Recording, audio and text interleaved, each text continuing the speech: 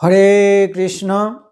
কৃষ্ণনগর ঘূর্ণি গাঙ্গুলিপাড়ায় অবস্থিত শ্রীগোপাল মন্দিরে আজ আমরা শ্রীমন গৌরাঙ্গ মহাপ্রভুর শিক্ষাষ্টক শ্লোক প্রসঙ্গে গ্রন্থটি আস্বাদন করছি। আমরা আস্বাদন করছি চতুর্থ শ্লোক। ও অখণ্ড মণ্ডলাকারং ব্যাপ্তং যেন চরাচরম তৎপদং দর্শিতং যেন তস্मै শ্রী গুরুবে নমঃ। ওং নমো ব্রহ্মণ্যদেবায় গো ব্রাহ্মণহিতায় চ জগদ্ধিতায় কৃষ্ণায় গোবিন্দায় নমো নমঃ। ওং নারায়ণং নমস্কৃত্যং নরং চৈব নরোত্তমং দেবীং সরস্বতীং ব্যাসং ততো জয়মুদীরয়েৎ। ওং সর্বমঙ্গলমঙ্গলে শিবে সর্বার্থসাধিকে শরণ্যে ত্র্যম্বকে গৌরী নারায়ণে নমস্তুতে।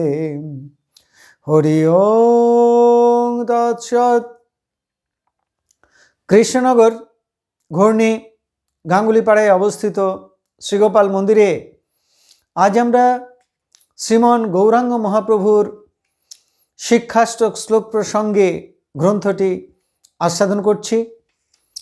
আমরা আস্বাদন করছি চতুর্থ শ্লোক। গতদিন আমরা এই চতুর্থ শ্লোকের প্রথম পর্বটি আস্বাদন করেছিলাম। আজ আমরা আস্বাদন করছি এই চতুর্থ শ্লোকের দ্বিতীয় পর্ব। শ্রীমন মহাপ্রভু বললেন, ন ধনং ন জনং ন সুন্দরীং কবিতাং বা জগদীশ কাময়ে মম জন্মনি জন্মনীশ্বরে ভবতাদ ভক্তির অহৈতুকিতয়ী। শ্রীমন মহাপ্রভু বললেন, ধন চাই না, জন চাই না, সুন্দরীও চাই না, চাই না কাব্য প্রতিভা। হে জগদীশ, জন্মে জন্মে ঈশ্বর স্বরূপ তোমাতে যেন আমার অহৈতুকী ভক্তি থাকে। তো গতকাল আমরা দেখেছি যে শ্রীমন মহাপ্রভু একেবারে নিষ্কিঞ্চন বৈষ্ণব ছিলেন। তিনি ধন আকাঙ্ক্ষা করেননি ভগবানের কাছে, তার ধনের কোনো প্রয়োজন ছিল না। তিনি যখন যা পেতেন তাতেই সন্তুষ্ট থাকতেন আর ভগবানের নাম করতেন। আর তার পরমপ্রিয় পার্ষদ রূপ গোস্বামী এবং সনাতন গোস্বামী তারাও তৎকালে হুসেন শাহের মন্ত্রী ছিলেন। 10,000 টাকা করে প্রতি মাসে মাইনে পেতেন, কিন্তু সেই সব অর্থের মোহ ত্যাগ করে তারাও সন্ন্যাস নিয়েছিলেন। নিষ্কিঞ্চন বৈষ্ণব হয়ে তারা শ্রীধাম বৃন্দাবনে বাস করতেন। মহাপ্রভুর আর একজন অন্তরঙ্গ প্রিয় পার্ষদ ছিলেন, তিনি হলেন রঘুনাথ দাস। তিনিও মহাপ্রভুর পরম কৃপায় অঢেল ধন সম্পদ জমিদারি সমস্ত কিছু ত্যাগ করে পরম বৈরাগ্য অবলম্বন করে মহাপ্রভুর চরণে শরণ নিয়েছিলেন। আজ আমরা সেই রঘুনাথ দাসের কাহিনীটি আস্বাদন করব।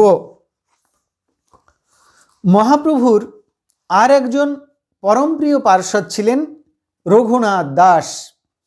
তিনি ছিলেন বিরাট ধনী জমিদার বংশের একমাত্র সন্তান। তিনি কেমন করে ধন জন এবং অর্থের আকাঙ্ক্ষা ত্যাগ করে পরম ভক্ত হয়েছিলেন সেই কাহিনীটি আমরা স্মরণ করতে পারি। শ্রীমন গৌরাঙ্গ মহাপ্রভুর 6 জন অন্তরঙ্গ পার্ষদ ছিলেন ষড় গোস্বামী, রূপ গোস্বামী, সনাতন গোস্বামী, জীব গোস্বামী, গোপাল ভট্ট, ভট্ট রঘুনাথ এবং রঘুনাথ দাস। রঘুনাথ দাস ছিলেন জমিদার বংশের একমাত্র সন্তান। তার পিতা গোবর্ধন দাস এবং জ্যাঠামশাই হিরণ্য দাস ছিলেন সপ্তগ্রামের জমিদার। তখনকার দিনে 12 লক্ষ টাকা তাদের বাৎসরিক আয় ছিল। তার পিতা এবং জ্যাঠার ভোগবিলাসের কোনো অভাব ছিল না, কিন্তু রঘুনাথ ছিলেন পরম বৈরাগ্যবান। রঘুনাথ দাস নবদ্বীপের টোলে পড়াশোনা করতেন। তখন মহাপ্রভু নবদ্বীপ ধামে ভক্তদের নিয়ে হরিনাম প্রচারে মত্ত রয়েছেন। রঘুনাথের প্রাণের স্বাদ, তিনিও মহাপ্রভুর চরণে শরণ নেবেন।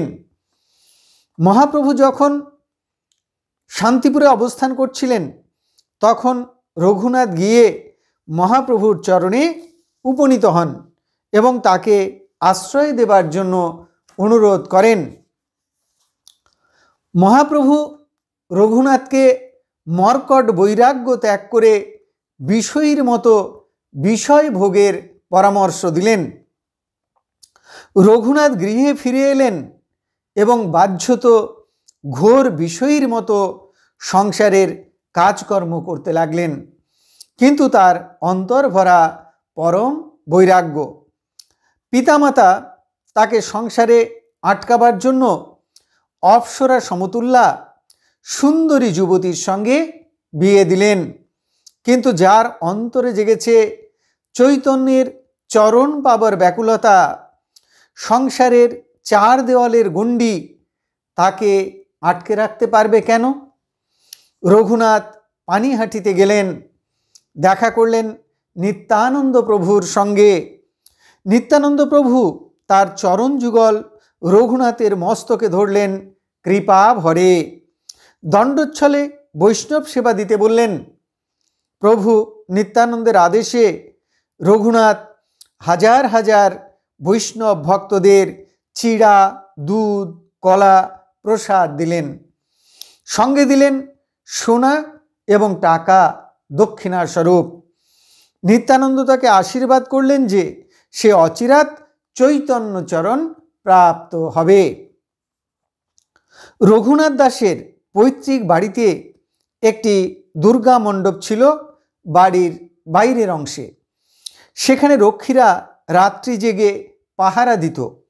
নিত্যানন্দ প্রভুর কৃপা লাভ করবার পর থেকে রঘুনাথ আর ভিতর বাড়িতে রাত্রি যাপন করতেন না।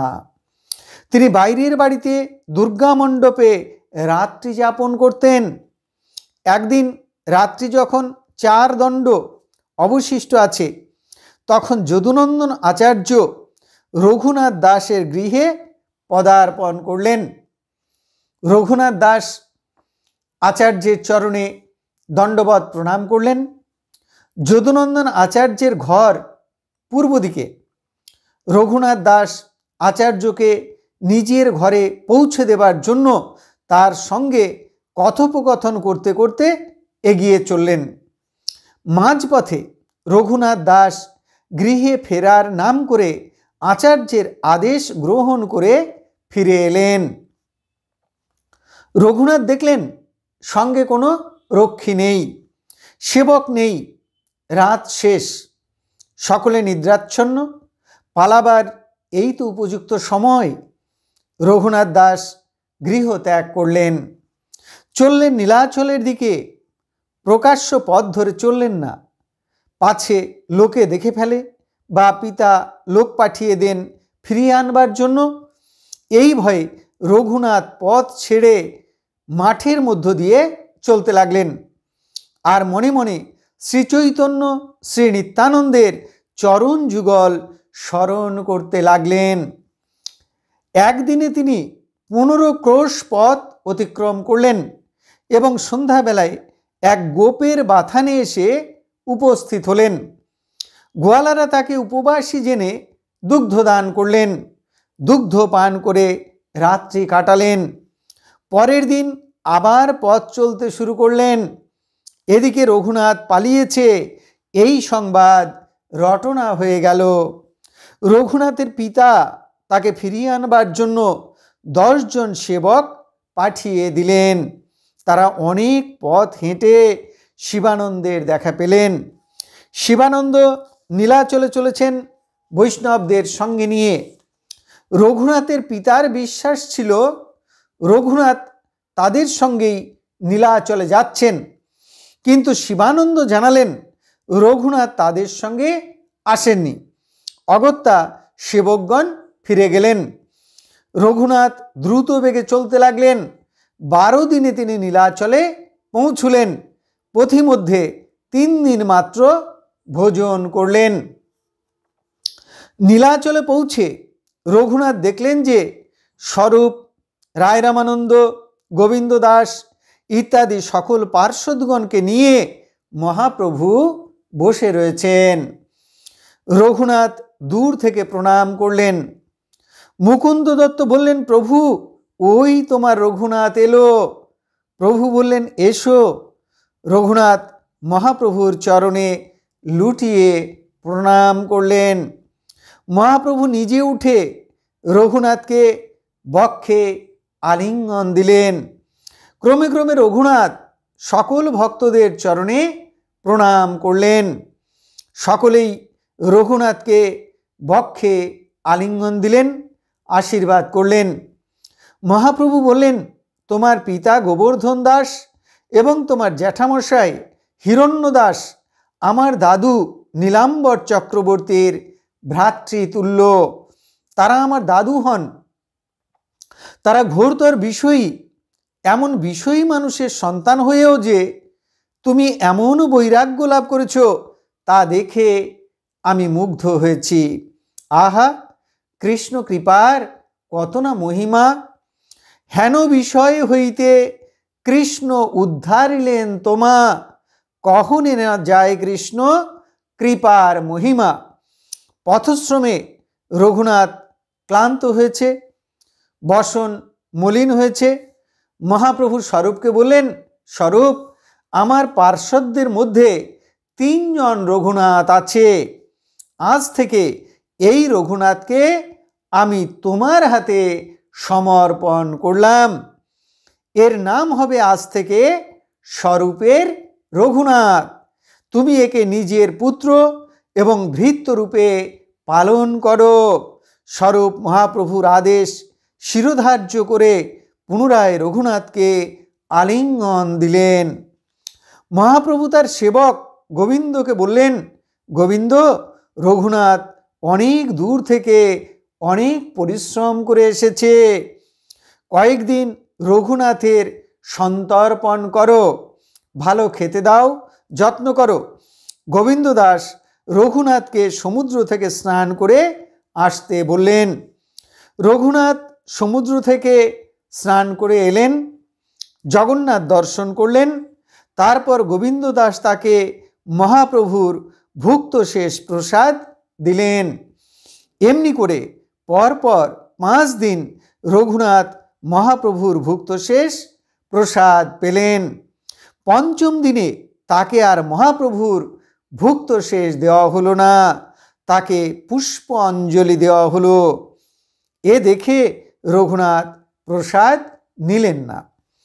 জগন্নাথ ক্ষেত্রে নিয়ম আছে, যে সকল নিষ্কিঞ্চন বৈষ্ণব সারাদিন নাম সংকীর্তন করেন এবং জগন্নাথ দর্শন করেন তারা ছত্রে ভিক্ষা করেন, আর কেউ কেউ সিংহদুয়ারে ভিক্ষার জন্য দাঁড়িয়ে থাকেন। জগন্নাথের সেবকগণ রাত্রিবেলায় গৃহে গমন করবার সময় ওই সকল অন্নার্থী বৈষ্ণবগণের হাতে অন্ন তুলে দেন। রঘুনাথ দাস এইভাবে সিংহদুয়ারে দাঁড়িয়ে রাত্রিবেলায় ভিক্ষা গ্রহণ করলেন। এদিকে গোবিন্দ দাস মহাপ্রভুকে জানালেন রঘুনাথ প্রসাদ গ্রহণ করছেন না। প্রভু জিজ্ঞাসা করলেন, তাহলে সে কোথায় ভিক্ষা গ্রহণ করে, সে প্রসাদ গ্রহণ করে কোথায়? গোবিন্দ দাস বললেন, রাত্রিবেলায় জগন্নাথের সিংহ দুয়ারে দাঁড়িয়ে ভিক্ষা গ্রহণ করছে। একথা শুনে মহাপ্রভু বললেন, বেশ, রঘুনাথ বৈরাগীর ধর্ম আচরণ করছে। গোবিন্দ মহাপ্রভুকে কি বলেছিলেন? গোবিন্দ মহাপ্রভুকে কহে, রঘুনাথ প্রসাদ না লয়, রাত্রে সিংহ দ্বারে মাগি খায়। এখন মহাপ্রভু কি বলেছেন তার উত্তরে চৈতন্য চরিতামৃতে কি বলা হয়েছে? বৈরাগী করিব সদা নাম সংকীর্তন, মাগিয়া খাইয়া করে জীবন রক্ষণ। মহাপ্রভু বললেন, শোনো গোবিন্দ দাস, আমার রঘুনাথ ঠিক কাজটি করেছে। কারণ বৈরাগীর ধর্ম হলো সব সময় নাম সংকীর্তন করা আর ভিক্ষা করে জীবন ধারণ করা। বৈরাগী হইয়া যেবা করে পরাপেক্ষা, কার্য সিদ্ধি নহে কৃষ্ণ করেন উপেক্ষা। বৈরাগ্য লাভ করে বৈষ্ণব হয়ে সন্ন্যাস নিয়ে কখনো কারোর মুখাপেক্ষী হতে নেই। অন্যের মুখাপেক্ষী হলে কার্যসিদ্ধি হয় না, কৃষ্ণ তাকে উপেক্ষা করেন।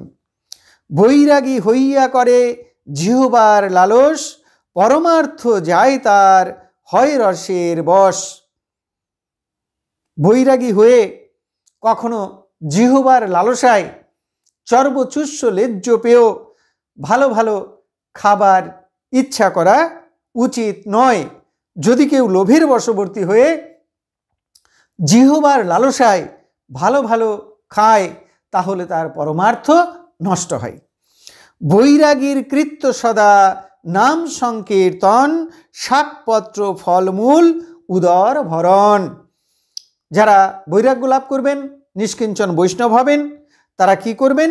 সদা সর্বদা নাম সংকীর্তন করবেন, শাক পাতা ফল মূল খেয়ে উদর ভরণ করবেন।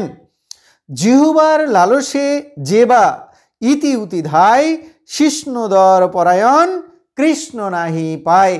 শ্রীমন মহাপ্রভু বললেন যে, শোনো গোবিন্দ দাস, জিহ্বার লালসায় ভালো মন্দ খাবার জন্য বৈষ্ণব হয়েও বৈরাগ্য নিয়েও যে এদিকে ওদিকে ধাবিত হয়, যে উদর পরায়ণ এবং যে শিষ্ণ পরায়ণ, কৃষ্ণ কখনো তাকে কৃপা করেন না, সে কৃষ্ণকে পায় না। অতএব আমার রঘুনাথ দাস সঠিক পথটা নিয়েছে। সে এখন সিংহ দুয়ারে দাঁড়িয়ে একেবারে নিষ্কিঞ্চন বৈষ্ণবদের মতো ভিক্ষা করে জীবন নির্বাহ করছে আর ভগবানের নাম করছে।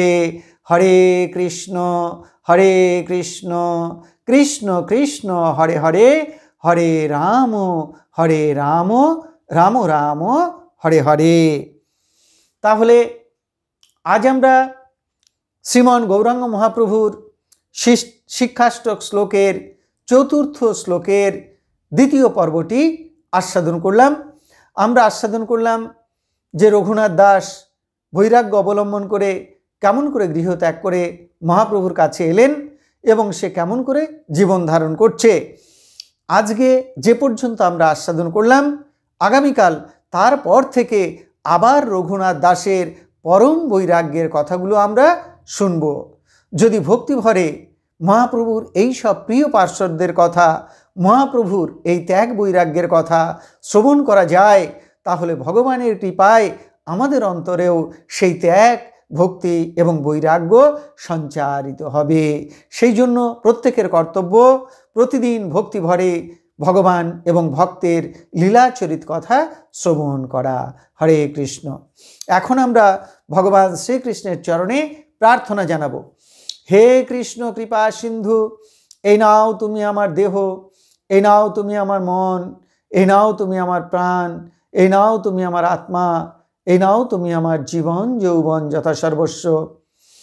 হে কৃষ্ণ কৃপা সিন্ধু, তুমি আমার পিতা, তুমি আমার মাতা, তুমি আমার পুত্র, তুমি আমার কন্যা, তুমি স্থাবর জঙ্গম কীট পতঙ্গ লতাপাতা রূপে রূপে প্রতিরূপে তুমি বিরাজিত। তুমি ব্যতীত এই ত্রিভুবনে আর কিছু নেই। হে কৃষ্ণ কৃপা সিন্ধু, তোমার আতুল চরণে কোটি কোটি প্রণাম। পুনরায় তোমার আতুল চরণে কোটি কোটি প্রণাম। তুমি আমাদের শুদ্ধা ভক্তি দাও, ব্রহ্ম জ্ঞান দাও, সকলের কল্যাণ করো, সকলের মঙ্গল করো। আপনারা সকলে ভালো থাকুন, সুস্থ থাকুন, আনন্দে থাকুন। হরে কৃষ্ণ।